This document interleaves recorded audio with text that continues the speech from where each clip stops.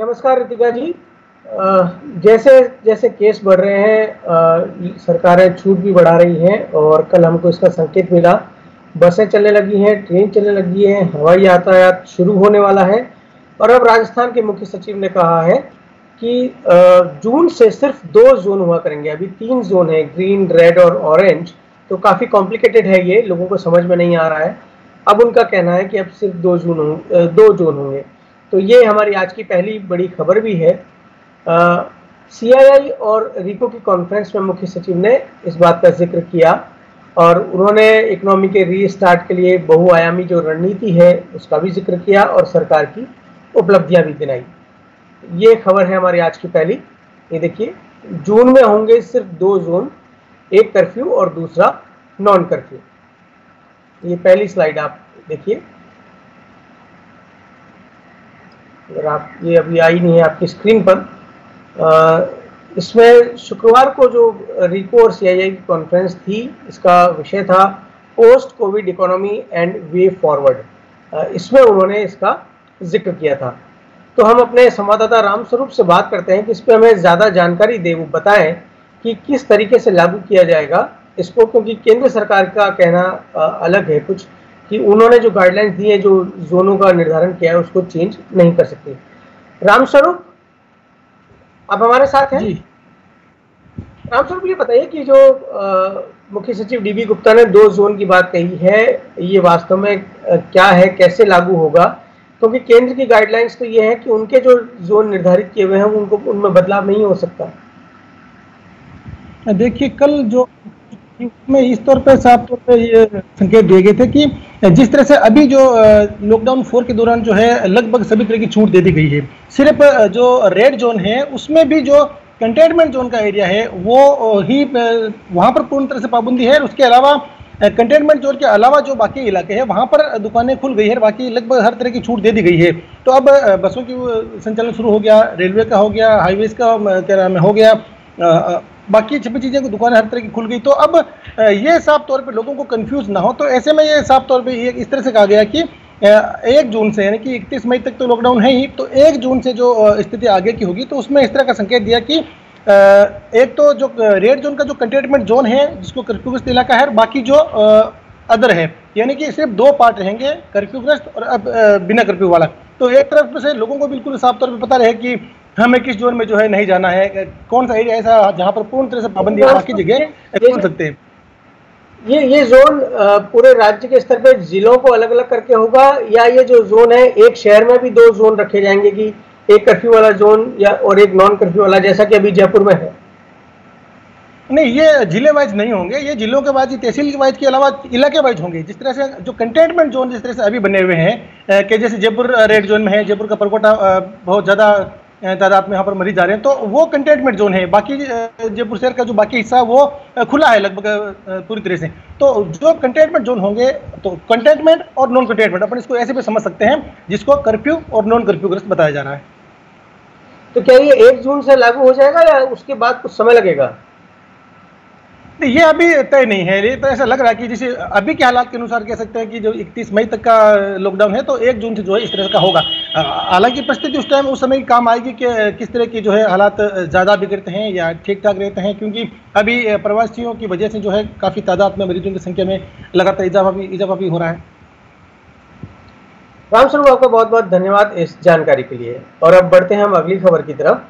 जैसा कि हमने बताया कि सरकार अब ढील देती जा रही है, आर्थिक गतिविधियां शुरू हो रही हैं।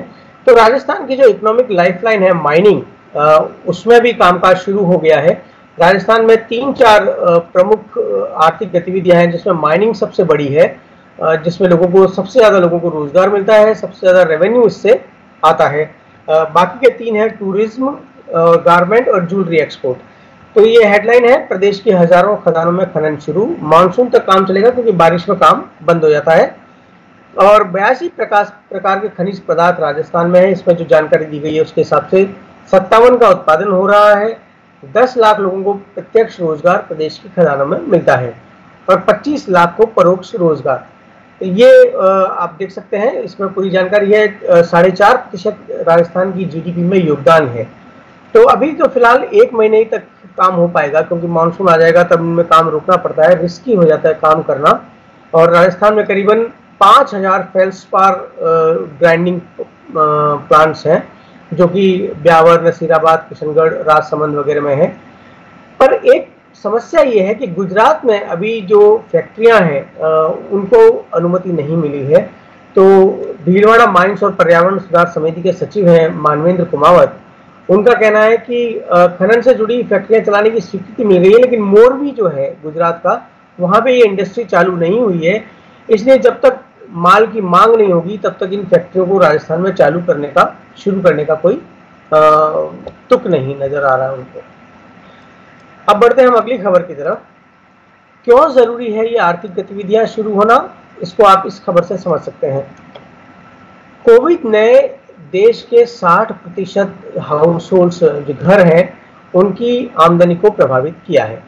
ये नीलसन ने एक सर्वे किया है, और इस सर्वे में ये जो ग्राफ दिया गया है, अगर आप इसको देखें तो इसमें बताया गया है कि इन्वेस्टमेंट 4% घटा है, सेविंग्स जो है वो 2% बढ़ी है। हमने आपको कल भी जिक्र किया था कि बैंकों में डिपॉजिट्स बढ़े हैं। लोन का पेमेंट कम हो गया है, लोग उधार नहीं चुका पा रहे हैं। लेकिन जो मंथली एक्सपेंसेस है वो 3% बढ़ गया है। ये भी हमने कल एक खबर में जिक्र किया था कि कैसे घर में रहने से लोग उनका खर्च जो है वो बढ़ गया है। अब इसका प्रभाव अलग अलग इनकम ग्रुप पे भी दिखाया गया है, low income group, middle income group और हाई इनकम ग्रुप। तो इन्वेस्टमेंट तो तीनों ग्रुप में कम हुआ है 3% के लगभग। सेविंग्स लो इनकम ग्रुप पे कोई इम्पैक्ट नहीं है, और मिडिल और हाई इनकम में 1% के करीबन बढ़ी है। लोन पेमेंट्स गिर गए हैं, वो दोनों लो इनकम और मिडिल इनकम ग्रुप में। तो ये एक तस्वीर है जो कि आपको दिखती है कोविड की वजह से क्या हो रहा है। और अब हम लेते हैं अगली खबर। ये का कल आपने रिजर्व के गवाह है कि 41 साल में पहली बार जीडीपी भारत की घट रही है।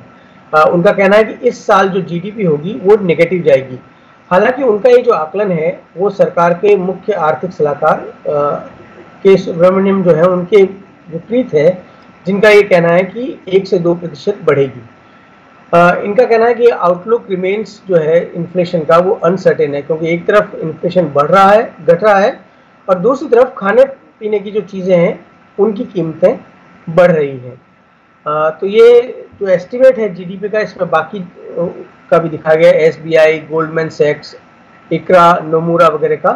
कल आपने आरबीआई की गवर्नर की प्रेस कॉन्फ्रेंस सुनी हो तो उन्होंने ब्याज दरें घटाई भी हैं, लेकिन जो कमेंट्री आ रही है अर्थव्यवस्था पे उसको देखते हुए सभी लोगों को सावधान रहने की ज़रूरत है, क्योंकि इंटरेस्ट रेट घटने से आपकी ईएमआई तुरंत कम नहीं होती, और केवल ईएमआई कम होने से आप कोई सामान खरीदने के लिए लालायक नहीं होना चाहिए। अर्थव्यवस्था पे नज़र रहनी चाहिए। और अब अगली खबर। क्यों ऐसा है कि अर्थव्यवस्था घट रही है और आगे के जो आउटलुक है वो अनसर्टेन है, वो आपको इस खबर से देखिए। अब दुनिया भर में देश बेचैन हो रहे हैं कि अर्थव्यवस्था को खोला जाए, लेकिन नए केसेस जो हैं वो काबू में आने के बजाय बढ़ते जा रहे हैं।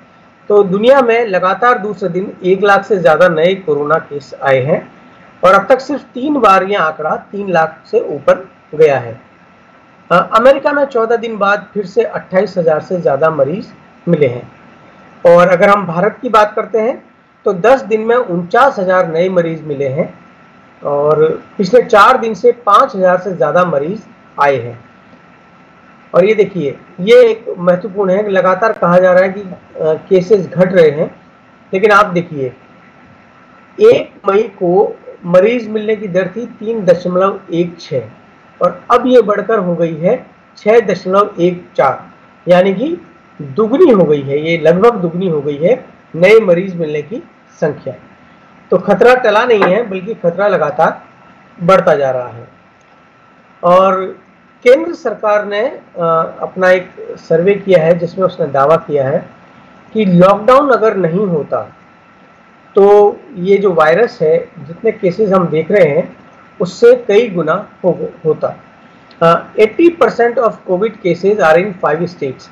ये शीर्षक है खबर का, लेकिन इसमें बहुत सी छोटी छोटी खबरें भी दी गई हैं। इसमें कहा गया कि 80% केस जो है वो 5 राज्यों से आए हैं, और वो 5 राज्य हैं महाराष्ट्र, तमिलनाडु, गुजरात, दिल्ली और मध्य प्रदेश। और 60% केस हैं वो 5 शहरों से आए हैं, मुंबई, दिल्ली, चेन्नई, अहमदाबाद और ठाणे से। और 90% केस 10 स्टेट से आए। तो भारत के जो 29 राज्य हैं, 30 राज्य, उनमें से सिर्फ 10 में 90% केस मिले हैं। लेकिन सरकार के जो दावे हैं, उनका कहना है कि अगर लॉकडाउन नहीं होता तो ये जो मौतों की संख्या है वो ज़्यादा होती, 37 से 38,000 तक, 78,000 तक होती। ये बहुत बड़ा दायरा उन्होंने लिया है। क्या हमको इस पर भरोसा करना चाहिए? मेरे ख्याल से ये इस तरह के दावों पे थोड़ा स्केप्टिक होना चाहिए, क्योंकि कल ही जो नीति आयोग के एक सदस्य हैं, उन्होंने माफ़ी मांगी है गलत डेटा देने की वजह से, क्योंकि उन्होंने कहा था कि 16 मई के बाद नए केसेस की संख्या 0 हो जाएगी। तो सरकार के दावे और कॉरपोरेट सेक्टर वगैरह ये जो भी दावे करते हैं, उसको थोड़ा सावधानी से ही देखना चाहिए। अब बढ़ते हैं अगली खबर की तरफ। ये सीडीसी की खबर है। कोरोना को लेकर के कई तरह की रिसर्च आ रही है। व्हाट्सएप यूनिवर्सिटी तो है ही, जहाँ पे बताया जाता है कि कैसे बचें, कैसे इलाज होगा, किस चीज़ से हो रहा है। लेकिन शुरू में ये कहा गया था कि कोरोना सतह से फैलता है, जानवरों से फैलता है। लेकिन अब ये सीडीसी का कहना है कि दूषित सतह और जानवरों से आसानी से नहीं फैलता है। लेकिन इस खबर पे आप तुरंत भरोसा मत कीजिए, नई नई रिसर्च आती रहेंगी। लेकिन ये भी एक महत्वपूर्ण है, क्योंकि लोगों में बहुत ज़्यादा डर है, और इसलिए वो लगातार अपने दरवाजे और जगह जगह सैनिटाइज़र और छिड़कते रहते हैं, बार बार हाथ धोते रहते हैं। और इसमें ये कहा गया Columbia University School of Public Health के हिसाब से कि 24 घंटे तक प्लास्टिक और धातु की सतहों पर ये सक्रिय रहता है वायरस, और ज़्यादा हैंड वॉश अगर आप करें तो वो भी खतरनाक है। ये जो हम सैनिटाइज़र हाथ पे ज़्यादा इस्तेमाल करते हैं, वो तो हाथ धोने से भी ज़्यादा खतरनाक है। और इस खबर में कहा गया है कि संक्रमित के खांसने और छींकने से उसके वायरस का फैलाव होता है। अब अगली खबर, ये कोविड से हटके है, लेकिन एक इंफॉर्मेटिव खबर है ये। यूरोपीय अंतरिक्ष एजेंसी ने खुलासा किया है कि 2 साल में धरती की चुंबकीय शक्ति 9% कम हुई है। ये अफ्रीका और दक्षिण अमेरिका के बीच 10,000 किलोमीटर की दूरी में धरती के अंदर चुंबकीय क्षेत्र की ताकत कम हुई है।